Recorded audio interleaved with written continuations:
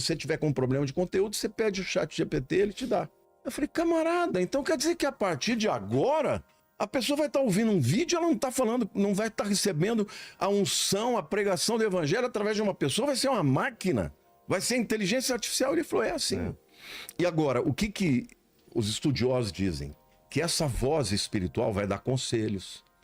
Então, quando perceber que você está triste, ao invés de você ter uma pessoa que ora por você, um terapeuta, vai ser uma máquina que vai te dar conselhos. Já tá acontecendo, viu? Já está, Tem né? gente já se consultando com o chat GPT já. Ainda é escrito, né? É. No futuro, não. Vai falar. Vai falar. Então, olha, isso vai interferir nas decisões das pessoas. Eu creio que vai ter gente que vai se apaixonar por esses avatares que vão aparecer, essas vozes, não é? As pessoas vão ser dirigidas em decisões importantíssimas da vida, como que escolha que eu vou fazer de profissão, com quem eu vou me casar, separo ou não separo, por uma máquina. Então, assim, a verdade é que nós estamos vivendo nessa mudança da terceira onda para a quarta onda, que é a mudança para um tempo em que as máquinas e a inteligência artificial vai interferir profundamente na vida das pessoas. Eu comecei falando sobre a importância de ter discernimento. Então, eu acho que a gente tem que resistir o máximo que a gente puder. Falar, explicar, as pessoas não se entregarem para isso. Mas você já pensou o espírito de engano que está por detrás? Porque tudo isso, ô Vilela, é a maneira através da qual Satanás vai conseguir dominar o mundo. Porque como que você domina o mundo inteiro? Você não tem... Se pegar os Estados Unidos, o país mais poderoso do mundo, ele nunca vai conseguir, no poder da força, dominar o mundo inteiro. Mas através da inteligência artificial, a dominação não vai ser física, vai ser psicológica, emocional, mental e espiritual. Então, as experiências espirituais que as pessoas vão ter vão estar dependendo até mesmo de uma máquina, de uma inteligência artificial e não do Espírito Santo. Então, quem controlar esse poder tem o poder para dominar o mundo. Por isso que daqui a pouco a gente vai começar a entrar nas profecias bíblicas e a gente vai falar de como o mundo está caminhando para aquilo que a Bíblia fala, que é o império do anticristo. Mas para que fosse possível, não podia ser só através de uma arma para dominar pela força. Ele vai ter que usar um instrumento que as pessoas vão receber dentro da sua casa e até dentro da sua mente de maneira voluntária. Porque imagina, você coloca um chipzinho dentro do seu cérebro, ele começa a interpretar. Ele é capaz, por exemplo, para administrar medicamentos. Ah, você é um indivíduo que é bipolar. Diabético. Ele interpreta, você sabe que hoje você já tem condições de botar um chip dentro do corpo, porque a pessoa que, por exemplo, tem uma crise de bipolaridade, ele vai ter uma crise de mania, vai ficar doido, né? Vai sair comprando tudo, então vai sair dando tiro. Uns 15 dias antes disso acontecer, as ondas cerebrais começam a mudar. Esse chip vai perceber e ele vai notificar o marido, ó, tua mulher vai ter uma crise daqui 15 dias. Aí o cara se prepara, né? Porque se você tá do lado de uma pessoa bipolar, se você não tá preparado, você cai, né? De uma hora para outra, ela, oi, querido, tudo bem? Como é que você tá? Seu desgraçado, eu vou te matar. Entendeu? Então, essas evoluções, elas vão ser muito benéficas para muita coisa. Ah, o camarada é diabético, precisa... né, botar um pouquinho lá de insulina ou algum outro medicamento para tirar o açúcar do corpo. Tudo bem, mas ele está dentro de você. Então, a dominação, que antigamente era só pelo poder da força ou até pelo poder da influência, através da mídia, hoje ela vai ser individual. Porque não existe mais fronteira, não existe mais muro de proteção, porque todo mundo vai ter esse chip dentro de você. Todo mundo, vírgula, né? Claro. Eu jamais vou botar um chip na minha cabeça. Pode me chamar de velho, de antiquado, mas eu falo, mas Deus me leva antes. A Bíblia fala que não vai dar para comprar nem vender, né? Nós vamos chegar lá, nós vamos chegar lá. Então, o que a Bíblia fala a respeito disso? Eu elenquei aqui algumas profecias que são muito importantes para a gente discernir esse tempo. Você sabe qual que é o maior sinal da vinda de Jesus? Você perguntar, pastor, qual é o maior sinal da vinda? Se fosse para arriscar, eu falaria levantar o terceiro templo, reconstrução. Não, isso já é depois. Já é depois? Tem sinais antes. Lá em Mateus 24, os discípulos estavam ali no Monte das Oliveiras, eles saíram do templo e olharam para o templo, e o templo era magnífico, né? A construção, né? Aquela... No topo, né? No topo, ali, a esplanada que foi feita por Herodes o Grande. E os discípulos fizeram aquele comentário. Jesus falou, olha, vocês estão vendo isso aí? Não vai ficar pedra sobre pedra que não seja derrubada. Ele profetizou por volta do ano 28 a.C., por causa do erro de datação. Provavelmente ele morreu no ano 28 ou 29 depois de Cristo. Ele falou, olha, vai ser tudo destruído. E ele profetizou, então, a invasão do general Tito, né, romano, que destruiu o templo e o povo se dispersou e tal. Mas, em seguida, os discípulos falaram, mas então qual será o sinal da tua vinda e do reino milenar que vai ser estabelecido? E aí Jesus começa dizendo, ele lhes respondeu. Está lá em Mateus 24, de 4 a 5.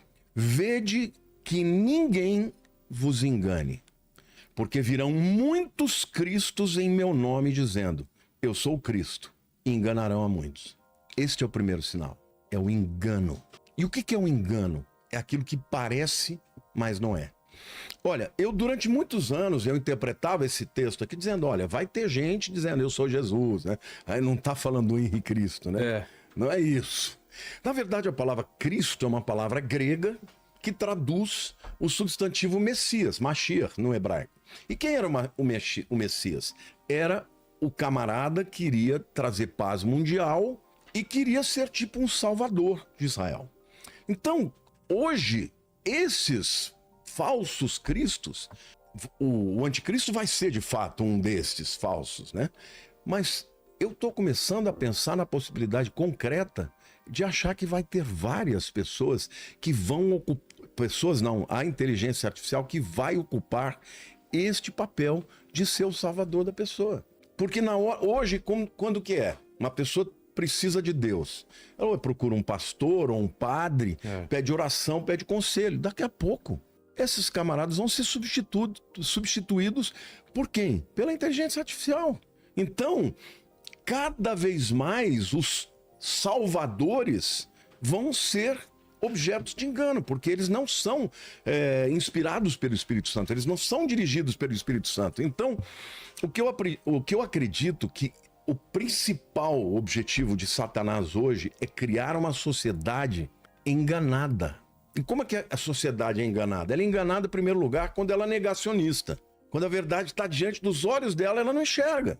Então você vê hoje milhões, bilhões de pessoas que estão vendo isso, sentem as lutas, a opressão espiritual. Você começou falando, pastor, o que está acontecendo? Tem isso em qualquer lugar, em qualquer escala social, em qualquer extrato social, é rico, é pobre, é classe média, todo mundo sente isso, mas não sabem como lidar com isso. O engano também se dá quando as pessoas acreditam na mentira. Hoje, por exemplo, você vê uma intenção clara de diversas pessoas, teólogos liberais, que querem negar a Bíblia. Você já trouxe aqui, não vou citar o nome, pessoas que falam, não, eu quero realmente reinterpretar a Bíblia, porque ela é obsoleta, ela não dá mais para você colocar de maneira literal. Agora, quem é que vai dizer o que pode e o que não pode? Quem é que vai dizer que agora a Bíblia tem que ser interpretada assim? É o homem? E quando ele morrer, vai vir outro e vai dizer diferente? Então a Bíblia, perante os olhos da humanidade, está se tornando um livro obsoleto, que não é mais aquela base, o fundamento a partir do qual... Ou, na minha vida, você perguntar, pastor, você cumpre tudo que está na Bíblia? Sinceramente, não consigo. Muitas vezes eu erro. Agora, se você perguntar se crê na Bíblia, eu creio da primeira página até a última.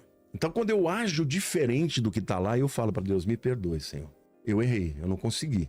Mas eu nunca vou chegar a dizer para Deus, isso aqui está errado, isso aqui tem que ser interpretado. Então, o engano também tem o objetivo de questionar a Bíblia, porque se você não tiver mais a Bíblia, você tirou a palavra de Deus, que é vida, que é alimento, que é norte, que é o caminho para as pessoas.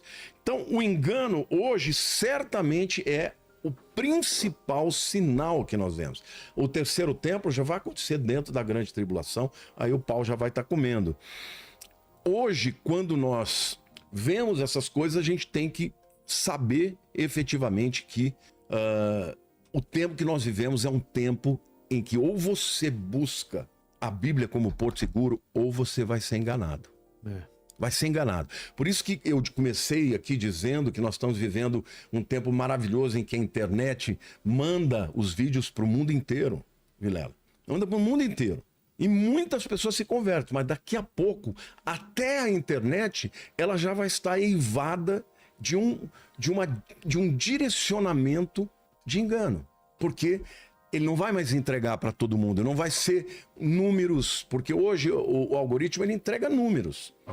No futuro ele vai interpretar o que você quer e vai fazer com que as pessoas fiquem alijadas disso tudo, né? Eu quero dizer também que nós vamos viver um tempo de invasão demoníaca como nunca houve. Invasão demoníaca. O nível de demônios que vai estar atuando no tempo que nós estamos vivendo de engano é muito pior. Existem até algumas classes de demônios que estão até presos, que não estão soltos. Posso fazer uma pergunta sobre isso? Total.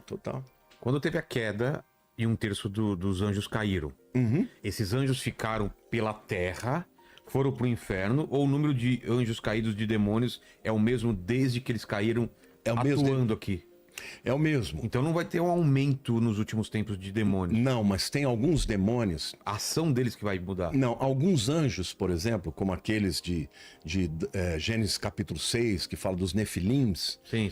Esses anjos que tiveram condições de copular, de ter relacionamentos com mulheres, eles estão em cadeias eternas. Estão presos. Onde? No Tártaro, também chamado de abismo. Sim. Outros anjos, no livro de Apocalipse, fala que vai ser aberto do abismo e vai sair demônios. Quem vai abrir? Deus. Por que ele vai permitir uma coisa dessa? Porque está na hora do juízo. Agora, a evolução, essas mudanças de ondas, na verdade, tudo segue um plano, uma estratégia tanto de Deus quanto do inimigo. Porque Deus dá, né, a liberdade para que Satanás haja, ele é o senhor desse mundo. Jesus disse assim, aí vem aí o príncipe desse mundo e eu não tenho parte com ele. Falando do diabo. O diabo, na tentação de Cristo, ele falou, olha, eu te dou todos os reinos desse mundo, se você me adorar, se você se prostrar e adorar. Jesus não falou, não, esse reino é teu. 3 tentações, né? 3. A primeira da carne, a segunda da alma e a terceira do espírito. A da carne é, ó, você tá com fome? Come. Segue tudo que a tua carne deseja. Aí vale para qualquer área da carne. Da alma, ele levou ele lá pro pináculo do templo e falou, ó, se joga daqui. Você não é Deus? Você não é Deus? Porque está escrito, aos seus anjos dará ordem para que te sustenham. E ele começa, se você é o filho de Deus, ele está questionando para que Jesus duvidasse da filiação dele. Então mexeu com a alma. Vamos ver se você tem coragem. Né? Eu me lembro quando eu era pequeno, eu era assim, se alguém falava duvido. Pronto. Eu ia duvido que você cospe aqui da janela. Eu lembro que eu era menino, tinha uns 10 anos.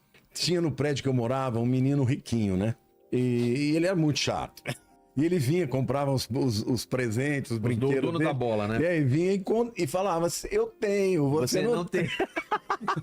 Tá ligado, né? Todo mundo tinha um amigo assim, né? Total. Eu tenho, você não tem. Mas era nesse nível. Um dia eu tava lá no prédio, eu tava assim, na beira de uma grade, olhando lá embaixo. Devia ter uns 15 metros lá pra baixo, tava no mezanino, né?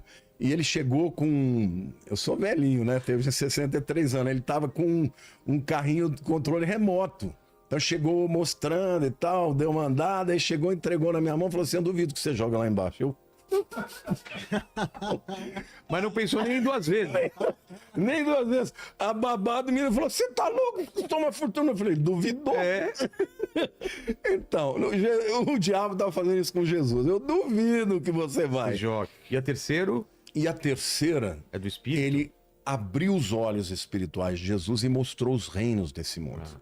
Ele deve ter mostrado a força do Império Romano. Claro. Os exércitos e tal. Ele falou, olha, você está caminhando para a morte. Se você me adorar, você não vai morrer. Eu vou te dar, você vai ser o príncipe deles. Você só vai ter que estar debaixo de mim. Então, essa é a verdade. O mundo espiritual, ele caminha porque...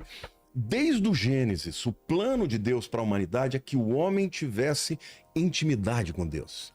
Que ele tivesse um relacionamento com Deus maravilhoso, onde ele seria suprido, onde ele deveria encher a terra, onde ele deveria progredir, fazer com que todas as coisas funcionassem debaixo da liderança de Deus. O diabo veio e falou, olha, Deus falou que o dia que você comer daquela árvore, daquela fruta você vai morrer? Vai nada. Você vai ser igual a ele. Você vai ser como Deus. Ele tá... Nessa época, o ser humano era inocente, imortal, mas era imortal. Imortal. Ele comia da árvore da vida. Então, essa discussão eu já tive em outro podcast aqui com um historiador, que estuda a Bíblia também, né, a parte histórica, e esse trecho, a gente estava em dúvida se essa árvore da vida, o Adão e Eva tinham que se alimentar constantemente para continuar vivo, ou comer uma vez, você fica, você vive